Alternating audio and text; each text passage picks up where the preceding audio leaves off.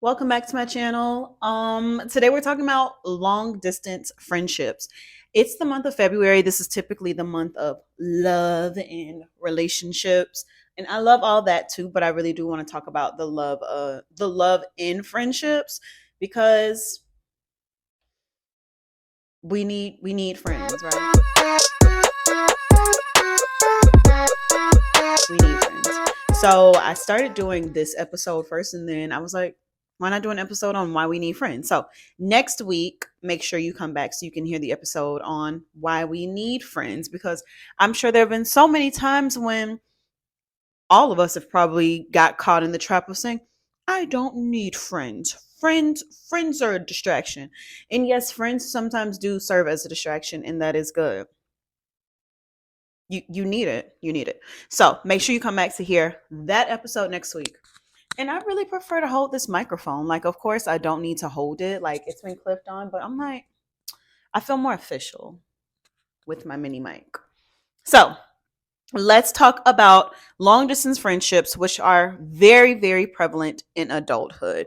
Because at this point, we've gone to high school, we've gone to college, and we've probably moved away from our home city or our college city, etc. And we've built relationships with people in those particular cities. We moved away. Some friendships you hold on to, some you just don't, right? I will say, to nurture a long distance friendship, it's going to take creativity, patience, and a lot of time, but it's worth it.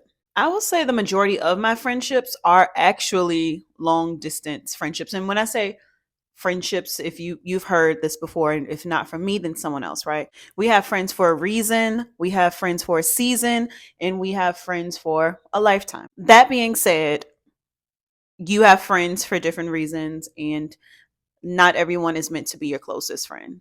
That's actually exhausting, and it's just impossible.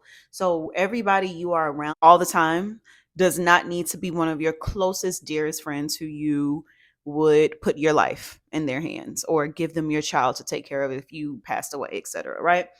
That is not what you need to do. And I think a lot of us feel we need that.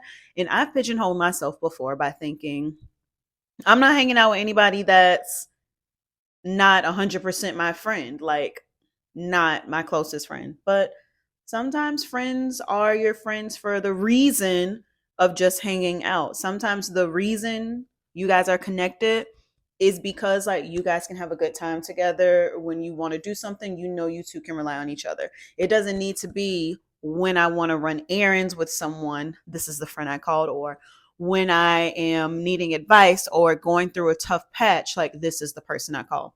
Every friend doesn't have to fulfill that need.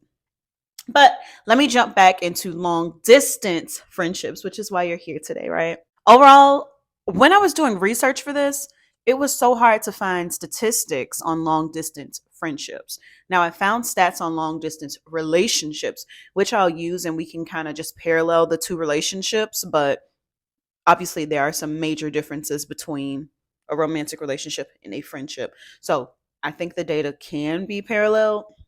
We'll see. But many long distance relationships do not last because one person stops putting in the effort it takes to maintain the relationship. On average, long distance couples have phone conversations lasting up to 30 minutes.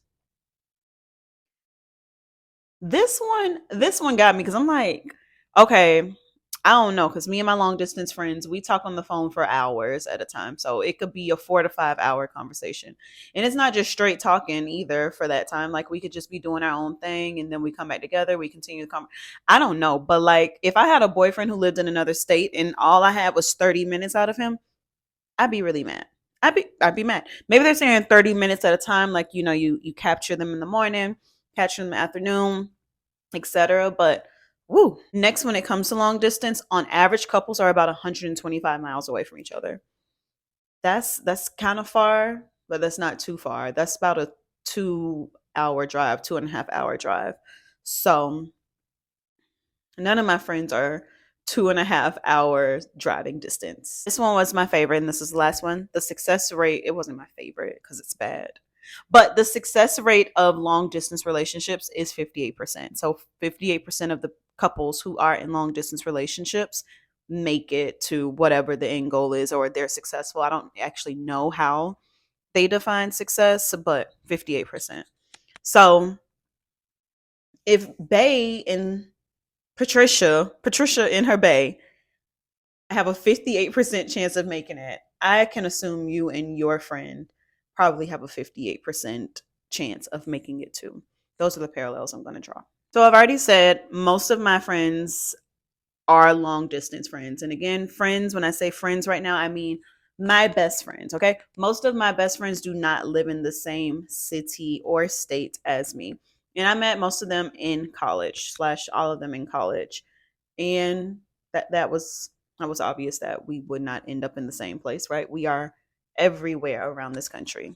To this day, like I graduated from college when 10 years ago, almost 10 years ago, and I still consider these as my best friends. I haven't met anyone that I feel like you're going to replace her, you know? Hopefully they haven't met anyone that can like replace me. But that's another topic, another conversation. So, first I want to jump into the challenges of maintaining a long distance friendship. I was going to say relationship. The challenges of maintaining a long distance friendship. The first one I can think of is a time zone difference. And this isn't really a situation this isn't really a problem for me because most of my friends live in the Eastern time zone. So I don't have to worry about that really. I'm in Central time zone, so there's just an hour difference. But think about those people who may live in New York and their best friend has moved all the way to California. That's a huge that's a huge time gap, right? I think that's like 4 hour gap or something. So that means you actually do have to make plans to talk to this person because, or know their schedule, right? You can't just call them when it's 4 o'clock your time and 8 o'clock their time because that you're just getting out of work and they could be going to bed. If it's me, I'm getting ready to get in the bed at 8 p.m. if it's me. The next thing you have to worry about in terms of long distance friendships is the conflict resolution or lack of. So think about it. When you get into an argument with a friend who you see frequently every day, like you feel like you kind of have to resolve it, right? Or end it.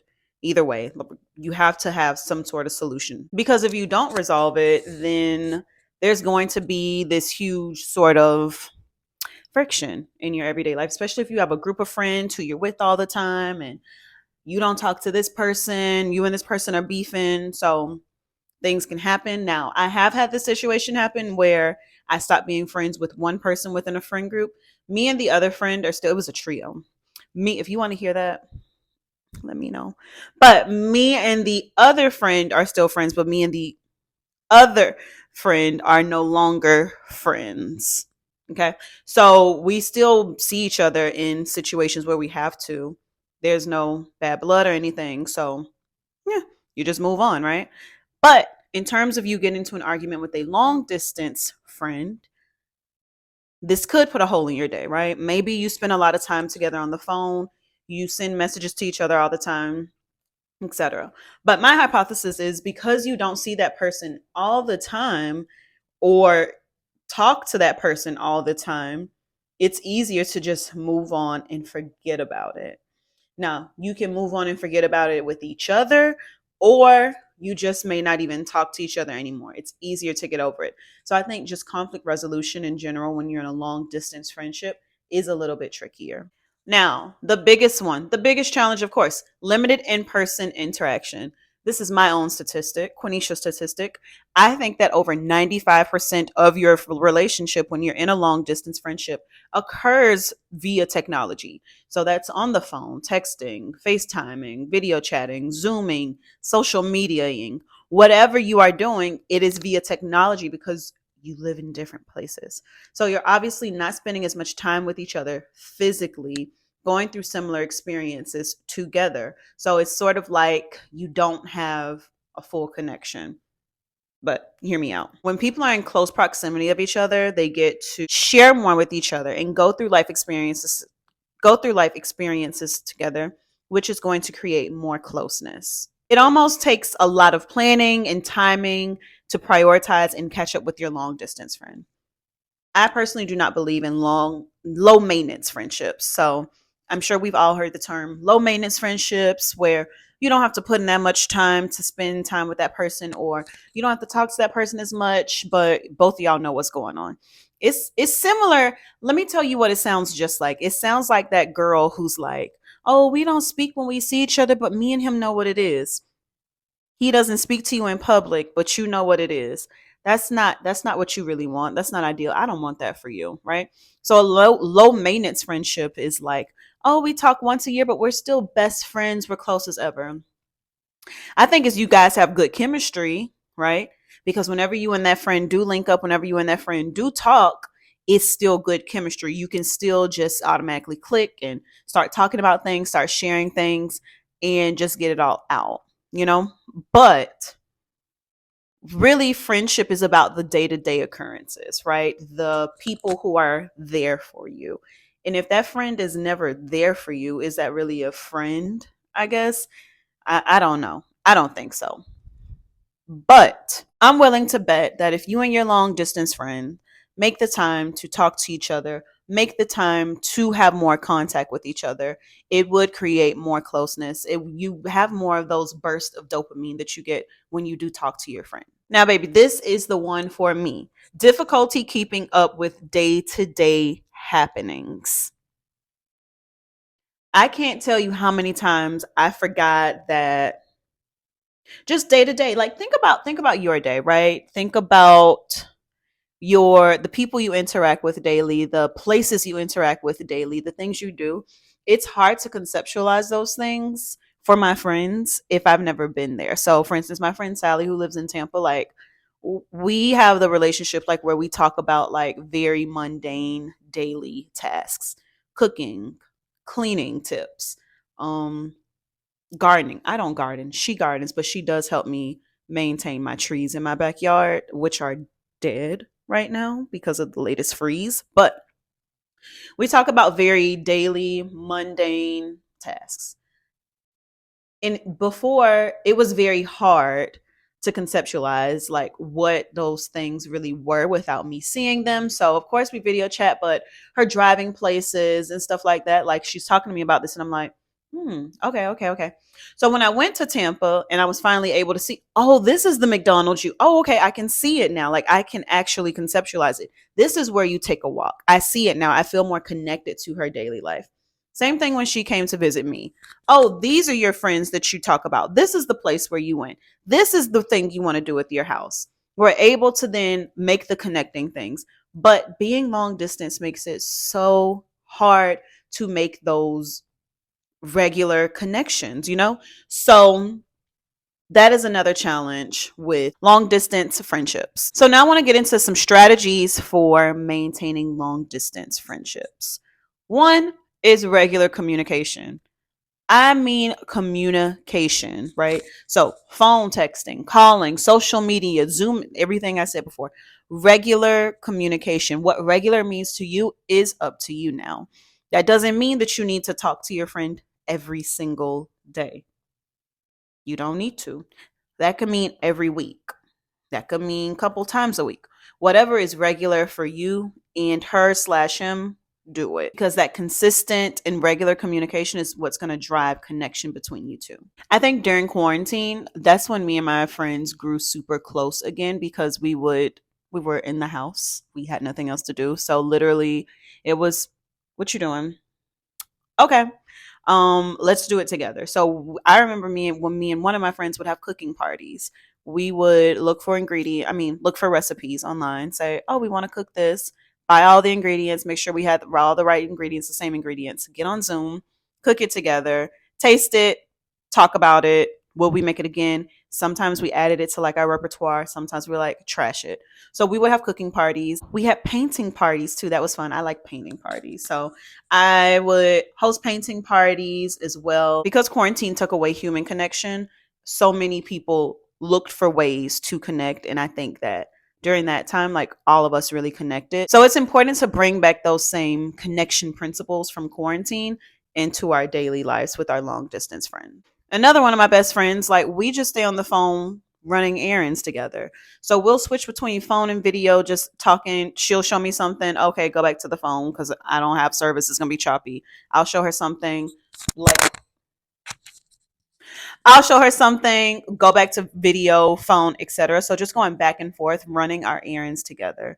So that's another way for you to stay connected with your friends. I also don't think you have to set up dedicated time. So I know some people like set up appointments with their friends or set up specific dates with their friends. You know, me and my friends don't do that. We call, it's not a good time. I'll call you back tomorrow, call you back later, whatever. You know, you don't always have to like set up a designated time. The next way for you to maintain your long distance friendship, and this is one of my favorites, is to visit and celebrate special occasions together. This could be you visiting each other, you guys going on a trip together, like you're meeting in a place. This is one of my favorite ways to spend time with my friends, reconnect with my friends, especially my long distance friends, because we are experiencing something new together. They're experiencing a piece of me, I'm experiencing a piece of them, etc. When I get to visit my friend, like I like to see like, oh, this is how you live. This is your daily routine. Like I really do feel connected to them, seeing what they're doing, what's going on. Like I'm all up in your business. What is it? You know? So that's always my favorite part. And likewise for them too. I'm like, come to my house, come with me. So that's always fun.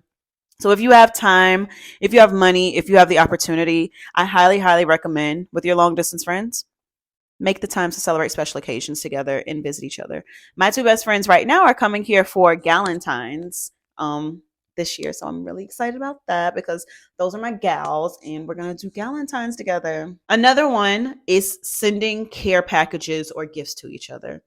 All of us love to receive packages. That's why we order from Amazon all the time, right? But who doesn't love to receive thoughtful messages or thoughtful gifts from their friends? So I didn't start this year. Typically, I'll have a little box that I'm just loading up with stuff to send to one of my friends. And if it's like, oh, I know she'll like this. Oh, I know she'll like this. And it's just a box. I call it her birthday box. Her birthday is in, this is going to tie to the next one. This is going to tie exactly to the next one. But her birthday is in September, I believe.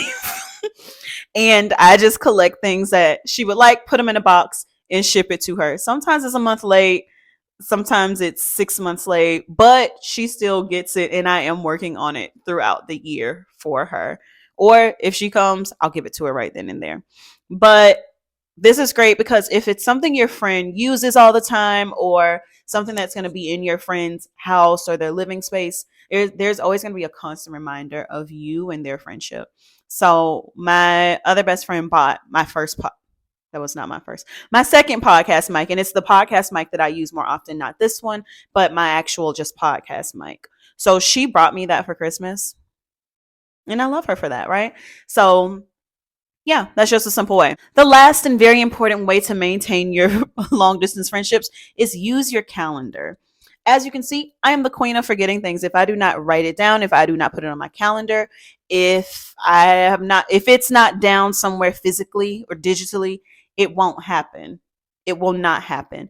So my first year after college, I found myself forgetting everybody's birthday because I was no longer part of the planning and the actual celebration of it. It was more so, oh, I'm back and I'm watching it on social media or we're talking on the phone. It's like, oh, your birthday is coming up. Put it in your calendar. Just put it in your calendar. Like I cannot remember a specific birthday for the love of me. I can't. And it's not that I don't love my friends because I clearly love them, right? I just have to put them in my calendar. So I have a reminder set for me for the week before and the day before and the day of so I can remember. So if I did want to get a gift for them, like at least like month of, I have some idea like, oh, their birthday's coming up. When is it? And then I'll get that reminder so that when I do want to get them something, I can send it to them. Now, I will say they don't always come on time. What is the saying? I'm not always there on time, but I'm always there at the right time. Okay. So then I started thinking about the benefits of maintaining long distance friendships. One is going to show you how to appreciate and value time spent together. So because you have this person who you do value so much in your life, but you don't have them every day with you, when you do have time with them, you want to value that time with them. Two, it gives you a more diverse range of friends. I love hearing the opinions from my friends who live all over the country, who have all different experiences, who have different professions, interact with different people, have different relationship status, etc. Like, I like to hear all the different opinions. I like to ask what they think about things because they all have different they're all different. And then finally, having a support network that ranges across the country or even the world. If you have a friend in another country, I don't have a friend in another country. Maybe that's on my bucket list, but I don't really know how to do that. But yeah, like, it's nice to know that if I go here, I have a friend.